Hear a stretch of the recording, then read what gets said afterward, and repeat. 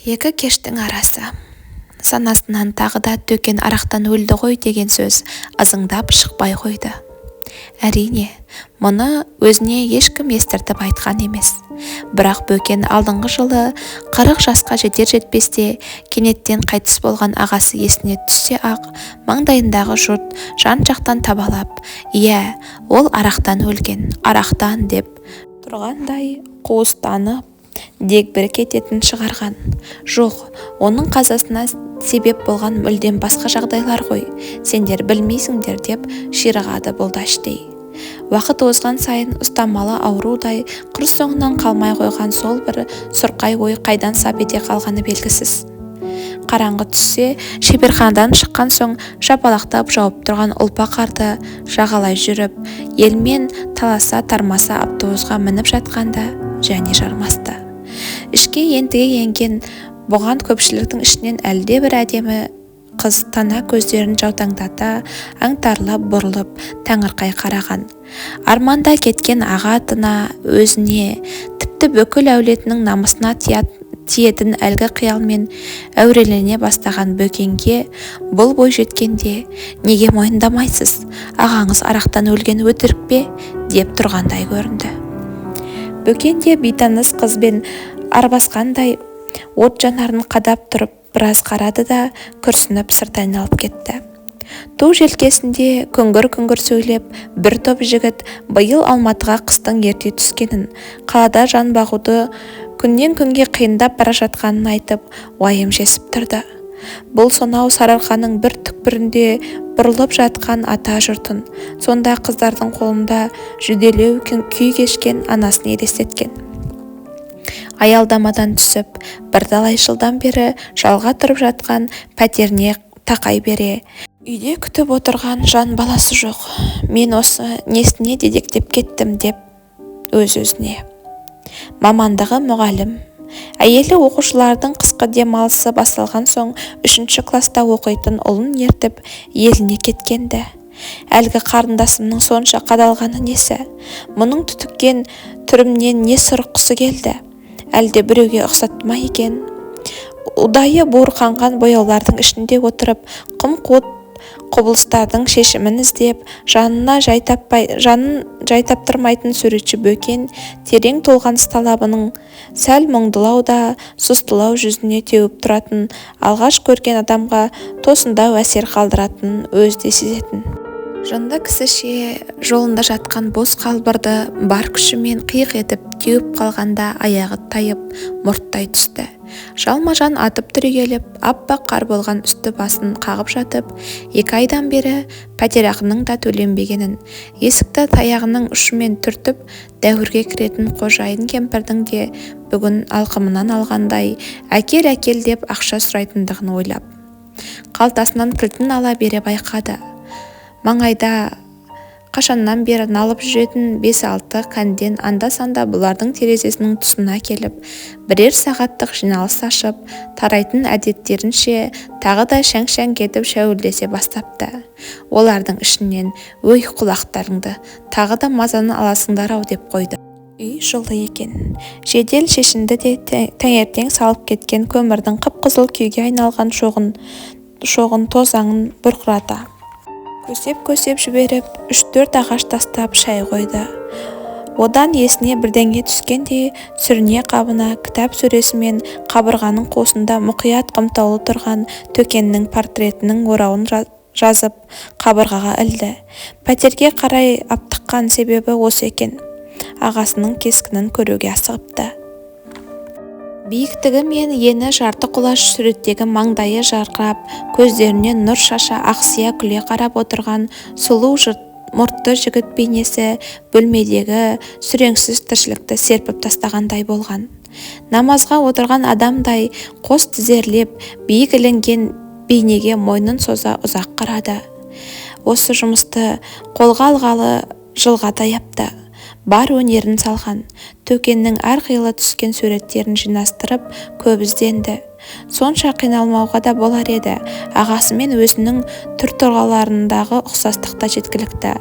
Алайда қос тамшының да айырмашылығы болатыны секілді, бір әке мен шешеден туған мен өзге адамның аты өзге адам ғой.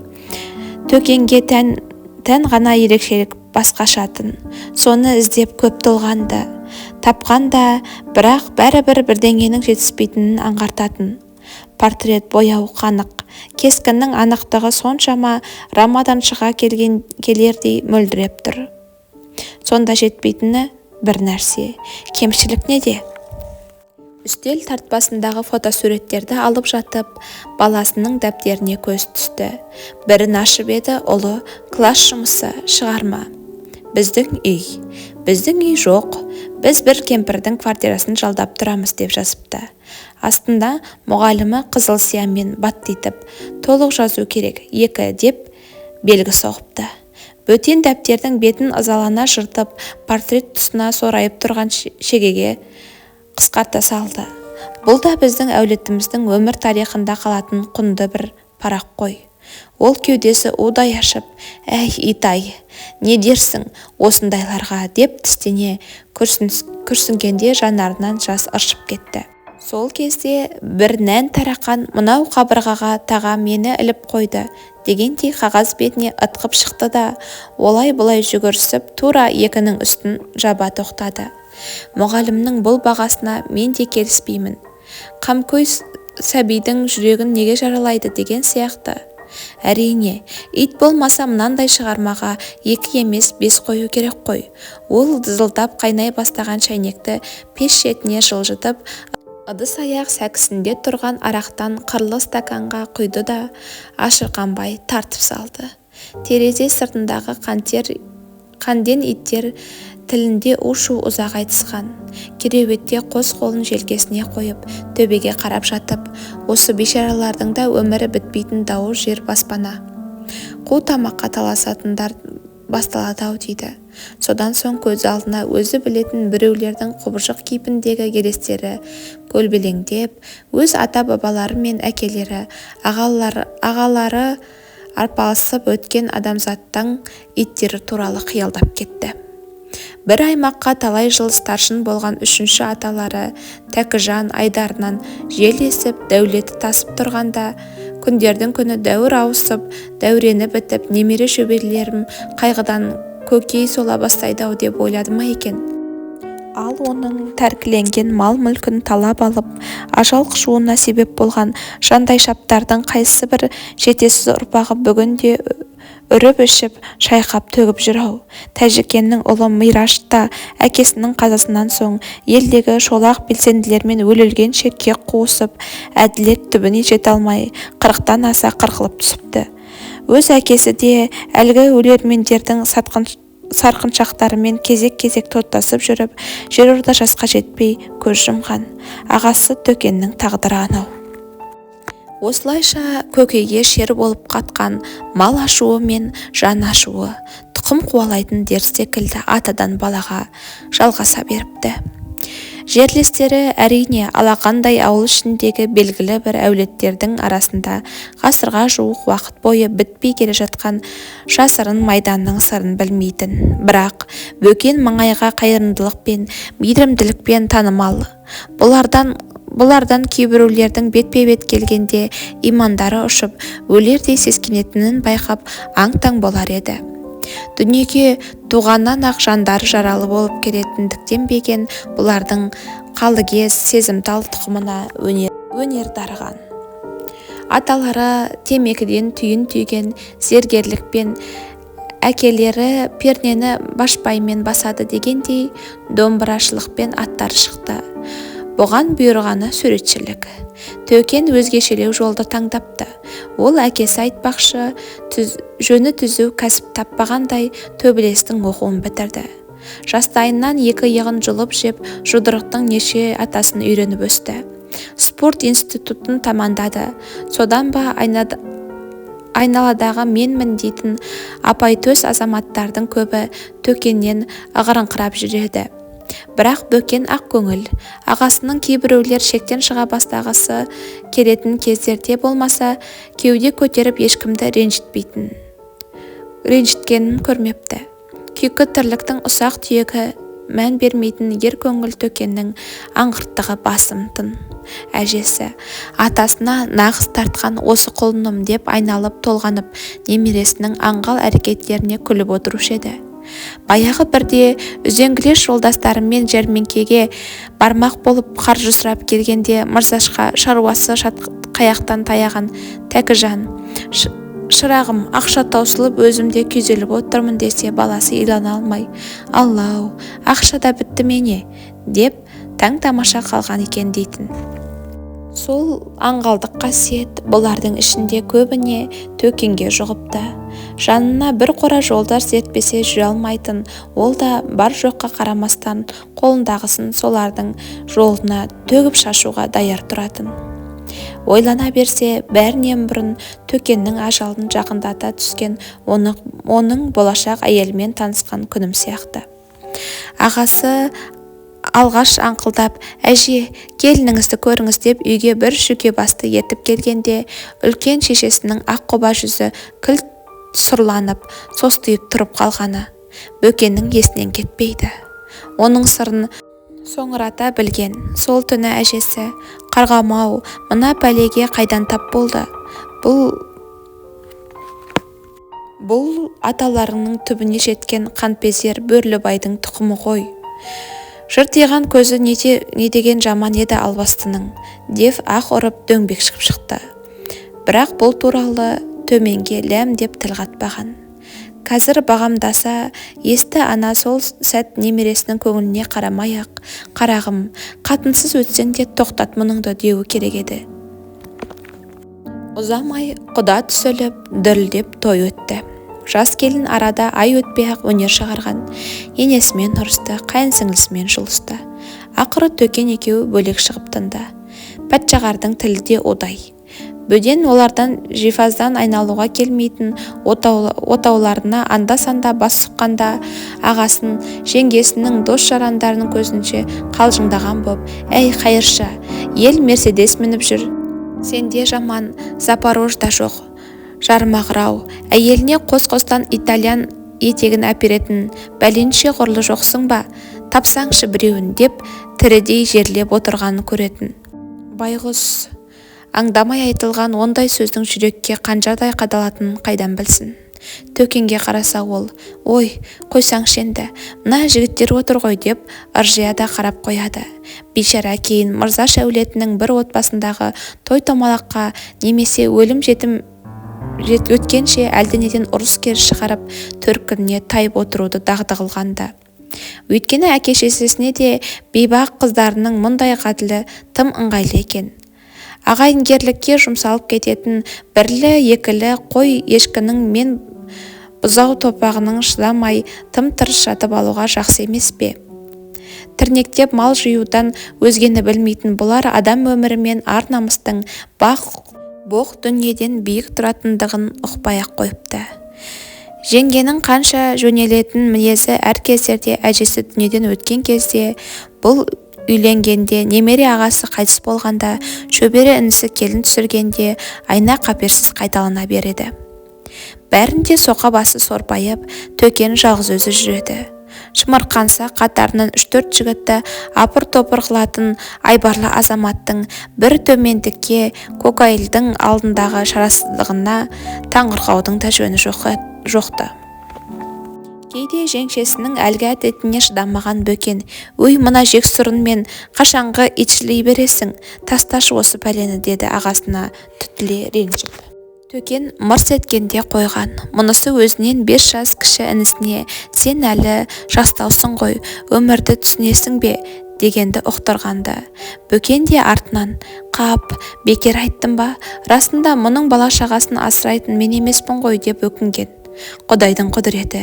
Бөген ағасы қайтыс болардан тура бір апта бұрын қақаған қыс ішінде бірдеңе көрінгендей бастығына барып, кезекті еңбек демалысын сұрады.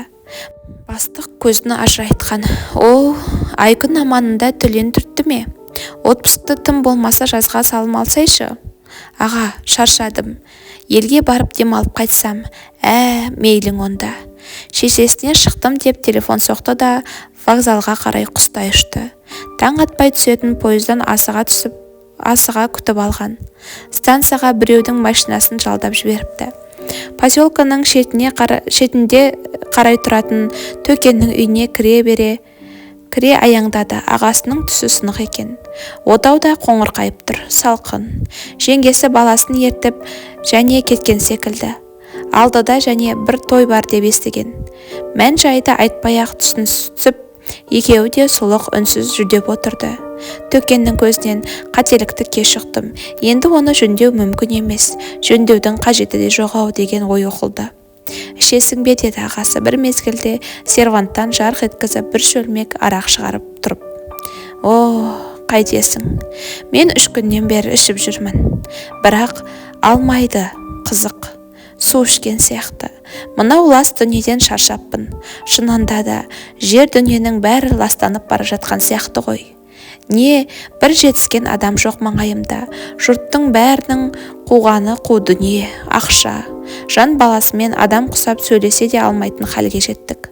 Қажыппын әбден. Осындай ыржың-дыржың тіршілік. Мен де демалысқа шыққанмын біраздан бері. Сен келеді деген соң. Екеуі ананы-мынаны айтып едәуір отырған соң үйлеріне тартты. Шешелері бұларды көргенде еңкілдеп жылап жіберген. Екі ұлы екі жақтан жағалай құшақтасып, қайдағыны бастағаны несі деп жекіреңкей жүре әзер жұбатты. Қайран шеше көз жасын сүртіп отырып, баламды сағыныппын ғой. Екеуіңді кішкене күндеріңде дәл бүгінгідей қолтықтасып келе жатушы едіңдер деп мейірлене күлді. Ұлдар да шұғыл жадыраған. Шай ішіп болған соң екеуі баяғы әдеттерінше жеңіл киініп, сыртқа шығып монша жақты, ауланың қарын күреді, су тасты, ағаш жарды. Жаз шақтарында талай шана тепкен үй сыртындағы тауға шықты. Байлаулы тұрған иттері де босатып ала кетті. Тайыншадай овчарка иелерінің осындай сәттерінде сағынғандай есі шыға қуанып, мойындарына алма кезек арсалаңдай асыла кетіп жүргізбей қойған. Түн ауа төсекті шешелерінің бөлмесіне салып, бүлдіршін кездеріндегідей талыстай болып қойындасып қатарласа жатты.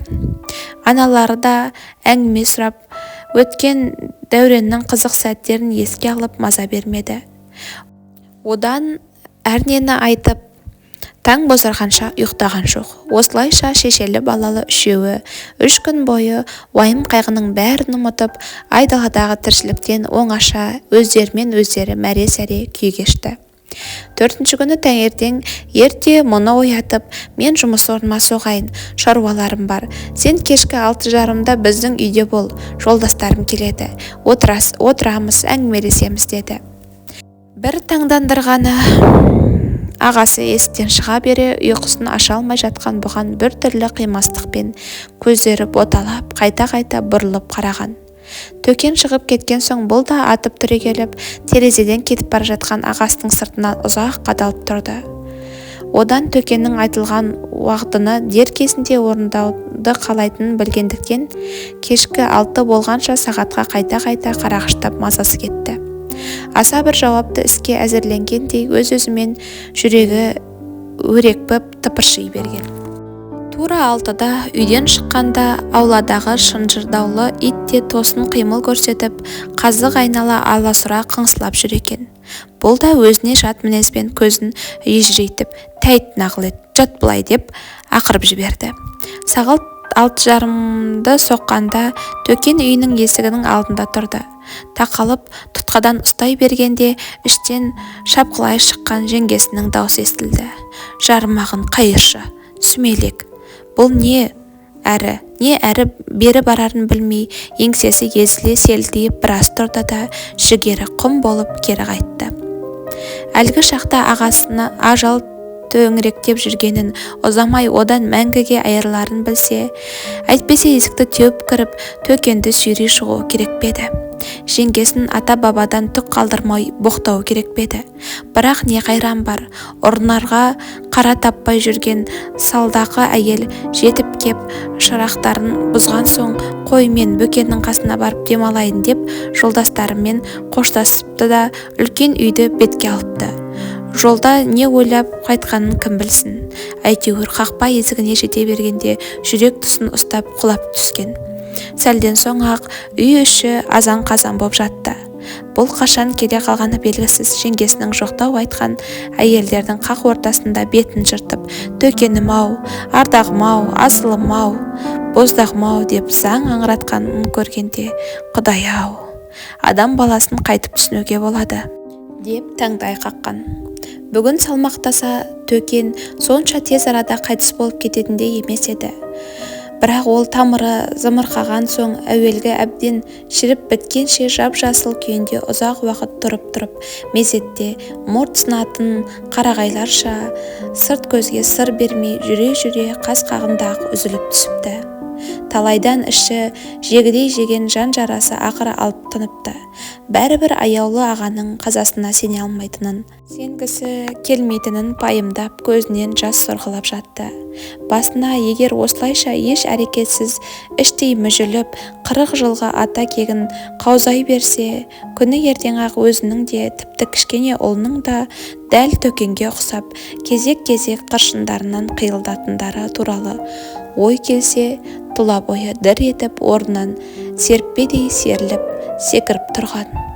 Жоқ, олай өле беруге болмайды екен, олай өле алмайтын екенбіз. Сол сәт жан тәнімен көр жердегі бар жоқ барды көңілге алып, бостан-бос қайғы жұтып қамыға берудің ажалға тікелей апаратын жол екендігін, өмірде қыркүйектікке бой алдырсаң аждаһардай жұтып қоюға даяр тұратын тағдырдың сұрапыл толқындары жаңқа ғұрлы көрмей керексіз етіп лас жағалауға лақтырып тастайтындығын, әсіресе көкейдегі күйінішті өзге амал таппағандай арақпен баспауға әдеттенудің лезде-ақ құрдымға сүйрей жөнелетіндігін түсінген. Иә, дәрменсіздік қой ол. Біреуден қарымта қайтару үшін бірінші кезекте өз бойыңдағы әділетсіздікті, әлсіздікті жеңуің керек шығар. Олай болса, ең алдымен өзіңдегі осалдықтарға қарсы майдан аш, майдан. Өз-өзіңе ренжіп сөйлеп жүргенде даусы қаттырақ шығып, қызарыңқырап кеткен екен. Үйге таяғын тықылдатып кіріп келген кемпірді де аңдамапты. Шырағым, кіммен майдандасқалы жатырсың? Алдымен кварплатты төлесеңші, ұят бар ма өздеріңде? 3-ші айға кетті ғой, давай төлеңдер ақшаны. Апа-ау, деді бірден ойын жинақтай алмай абыршып. Апа, айттым ғой, 2-3 күн күте тұрсаңызшы, айлық бермей жатыр. Береді, кеше көрмеге 2 картинамды қойдым. Ол да өтсе 6-7 айдың ақысын бірден төлемекпін. Жоқ айналайын, қуат ет бос сөзің. Маған да пенсиямды бермей жатыр. Менде де өңшең бар емес пе? Нан алатын тиыным қалған жоқ. Давай, әкел. Апа-ау, айттым ғой енді. Жоқ шырағым, не деген адамсыңдар өздерің? Болмаса босатыңдар қорамды. Кемпір сонша мейірімсіз адам емес еді. Бөкен жалма-жан сырт киімін киіп алып, пәтердің кілтін қолына ұстатқанда әңгіме мұнша шығады деп ойламаса керек. Сасқалақтап әй дегенше ағасының портретіне жалт етіп бір қарады да есікті тарт жауып сыртқа бірақ ырғыды. Үй сыртындағы иттер үруді кілт доғарып жан-жақтан анталап қарай қашты. Көздері жылт-жылт етіп жылмыңдасып тұр. Бөкен таяу маңдағы дүңгіршектің астын паналап жүрген қара қанденді таныды. Емшегі салақтап қысы-жазы күшіктеуден жалықпайды. Бүкіл қағып соларға азықтасумен күн өткізетін осы байғұсты көрген сайын көңілі қамытатын. Қанден де мұны танығандай, жақынырақ келіп жымиғандай болды. Құйрығын бұрғалаңдатып бірдеме дәметіп тұр. Апыр-ай, ит те күледі екен-ау деп таңданды. Бұлар да жағымсынуды біледі. Кәні, кетіңдер, барыңдар, айда тараңдар. құртыңдар көздеріңді дегісі келді де бұлардың өміріне араласуға қақысы жоқ екенін, қазіргі өз халінің де ит тірлігінің о жақ бұ жағында тұрғанын сезіп үндемеді. Ұзай бере хайуанның да ақылдысы мен ақымағы, кемеңгері мен кешесі болатын туралы ойлап бара жатып, өзінің қайда бет алғанын білмейтінін есіне түскенде, вот нағыз дурак деп қарқылдап күлді. Мейлі, пәтердегі жігіттердің біріне соғармын, болмаса кез келген автобусқа отырып бет ауған жаққа қаңғи тұрмаймын ба? Кемпірдің де ашуы сабасына түскенше бірер сағат баспана бола тұрады да. Әлгінде ішкен арақ жүрегін лоқпытып темекі тұтатты да дереу лақтырып жіберді. Аузына шоқ жағымен салып жіберген екен. Қазық болып удай ашыған еріне қайта-қайта қарап сызылып тұрып, бірінші тоқтаған автобусқа қарғып мінгенде, мана жұмыстан келе жатқанда ұшырасқан қыз және кездесті. Бір жаққа барып қайтқан беті секілді. Бұл жолы бұған мұнша жылышырып ежелгі жақынын көргендей әлтек жымияды, таңырқап тұр. Жанары жарқырап, жаутаңдай қарағаны жарасымдақ. Бағана жансақ ойлап қалыппын. Ағаңыз арақтан өлді деп ешкім айта алмайды, ғафу етіңіз дейтіндей. Бөкен құрт қабағын кіржитіп неге екені жанына қанша батса да, иә, ол арақтан өлді, әділетсіздіктен, арақтан деп күбірледі. Көзіне Төкеннің кескіні, лелестеуі ақ мұң екен, санасына оның портретіндегі 10 жыл бойы табылмаған кемшілік сыры сап ете қалды. Бұл ағасының бейнесіне жан бітуіне ұмтылғаны екен ғой, жан. Өзгесінің бәрін жасапты.